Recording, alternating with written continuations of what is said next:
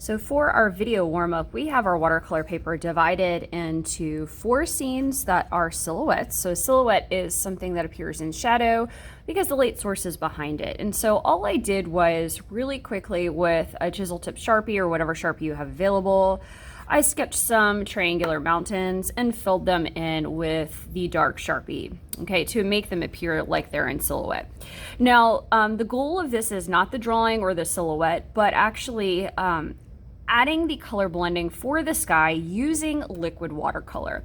So liquid watercolor is just that. It is liquid watercolor. It comes in a concentrated form. So all of these colors are like super bright and vibrant. And we are going to use them in different ways by blending colors that are analogous. So side by side on the color wheel, they have a color in common. Blending those together on a dry background, on a wet background, which is wet on wet, if you're familiar with watercolor techniques. Another wet on wet technique, and then what is called a resist. Okay, so we're gonna practice all of those things together. Now, your supplies are going to look a little bit different than mine. That's okay. I'm just doing this for one person. You're going to be sharing these at a table. All right. So for this top left box, I am going to start by just grabbing my, let me zoom y'all in, my flat. So I have a medium to larger range flat right here. So this is the top left box. And what I'm going to do is I'm going to grab 2 colors that are side by side. Okay, so my analogous colors. If you want to simplify this, I would use the same 2 colors I am using. And I'm actually going to use blue and violet for this. Blue goes into the creation of violet. They're side by side on the color wheel. So if I blend them together, they should be fine. Okay, I'm going to start with one of those 2. So I'm actually going to start with my, my blue. I've loaded it up on my flat. And I've got another piece of paper behind what I'm doing here, just to make sure that I'm not getting this all over the table.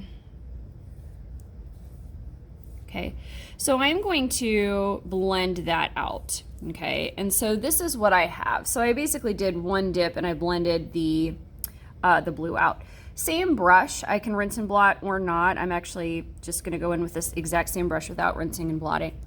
I'm gonna grab that purple and starting at the bottom here, just painting around the mountains real quick, and then I'm blending that color upward.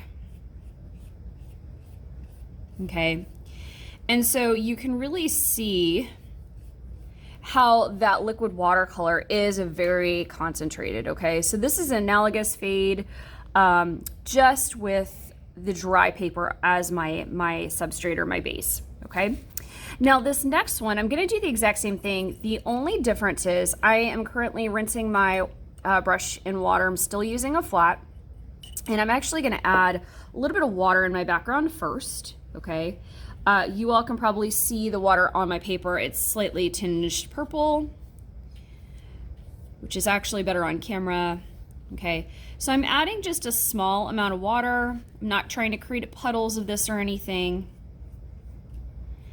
And then for this section here, I'm gonna go ahead and do the exact same colors, the exact same order. Okay, so I'm gonna come in with my blue up top. Okay, and I am going to do the exact same thing I did. The only difference is that we're working on a wet surface first. So the blue is becoming diluted with the water. Okay, so it's a little bit lighter. And then I am going to pick up a little bit of my purple, and just like I did before, okay, because I'm adding it onto that wet area first, it's diluting the color, okay, and I'm gonna blend it upward into the blue. I'm gonna stop right before I get to that pure blue, okay? So you can see a little bit of the difference between the analogous color fade just on your dry paper substrate, and then your analogous fade doing the wet on wet watercolor technique, where you wet your surface ahead of time and then blend your 2 analogous colors together. Okay, so one is more concentrated, darker, one is a little bit lighter.